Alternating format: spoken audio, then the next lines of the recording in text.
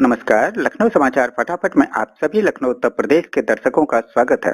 अपने जिले की खबरों के लिए चैनल को सब्सक्राइब कर लें और बेल आइकन को दबाकर नोटिफिकेशन को ऑन कर लें ताकि आपके जिले की खबरें मिले आपको सबसे पहले।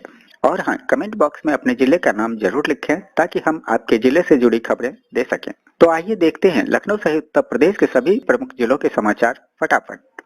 जब समय हो कम तो खबरें हो फटाफट, खबरें सभी आपके काम की।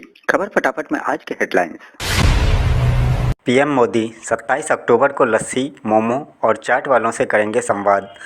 प्रधानमंत्री नरेंद्र मोदी कोरोना काल में आर्थिक तंगी की मार झेल रहे छोटे दुकानदारों की परेशानियों से रूबरू होंगे। पीएम मोदी अपने संसदीय क्षेत्र वाराणसी के लस्सी, मोमो और चाट बेचने वाले दुकानदारों से 27 अक्टूबर को वीडियो कॉन्फ्रेंसिंग के जरिए संवाद करेंगे।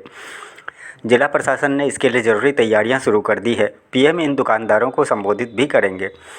दरअसल 27 अक्टूबर को प्रधानमंत्री स्वनिधि योजना के तहत चयनित देश भर के वेंडरों से पीएम मोदी ऑनलाइन संवाद करेंगे। इस कार्यक्रम में वाराणसी के 3 वेंडर भी प्रधानमंत्री मोदी से वीडियो कॉन्फ्रेंसिंग के जरिए सीधे अपनी बात रखेंगे।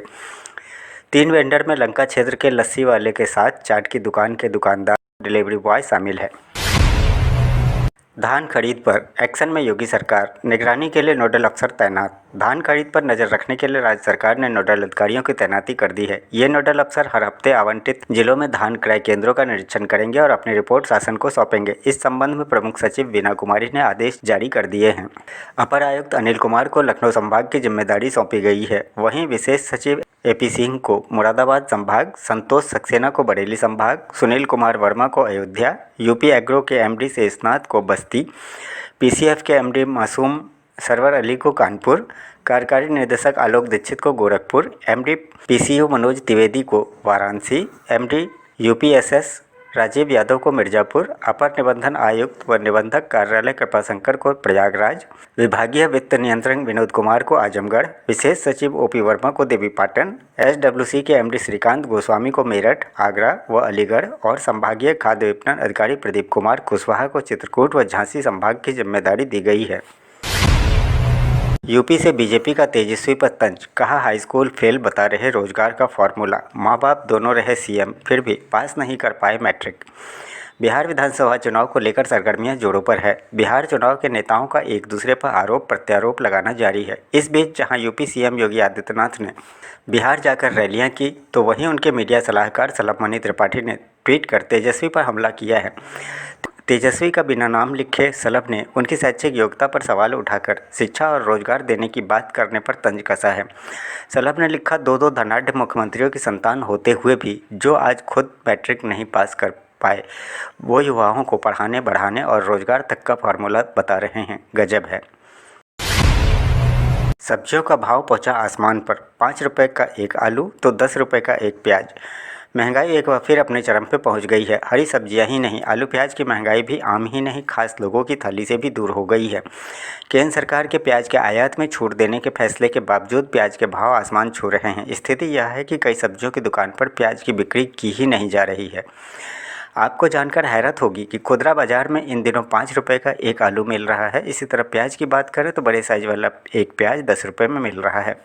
यहाँ तक कि सफल सब्जी केंद्र पर भी आलू 55 रुपये प्रति किलो बिक रहा है। मौसमी सब्जियों का भाव भी इन दिनों बढ़ा हुआ है। आश्चर्य यह भी है कि जितने भाव इन हरी सब्जियों के हैं, ठीक इसी भाव में यानी मूली भी 50 रुपये प्रति किलो बिक रहा है।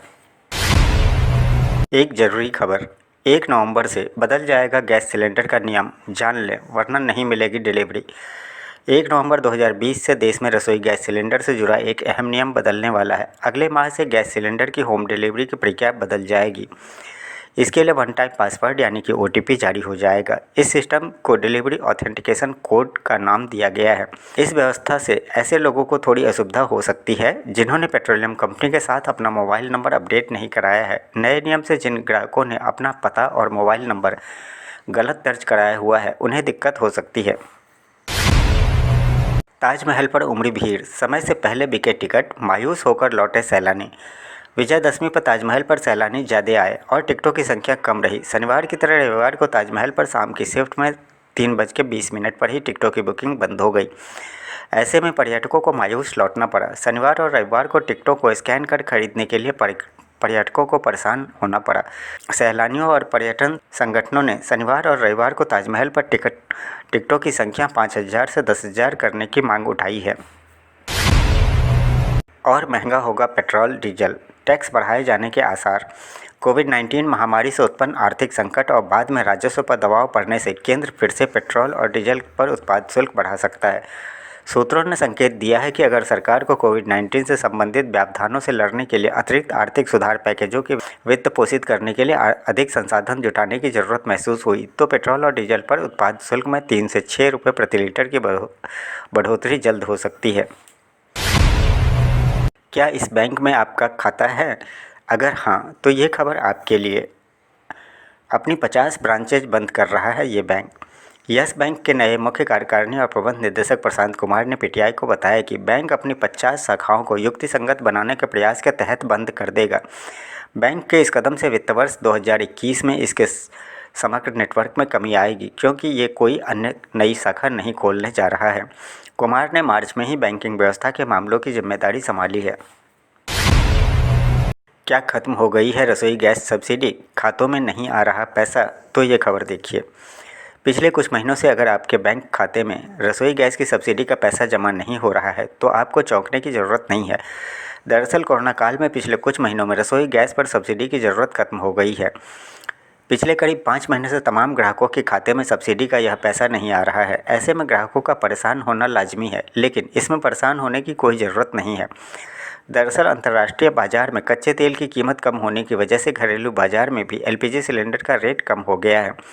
इस कारण गैर सब्सिडी और सब्सिडी वाले सिलेंडर के दाम करीब करीब बराबर हो गए हैं।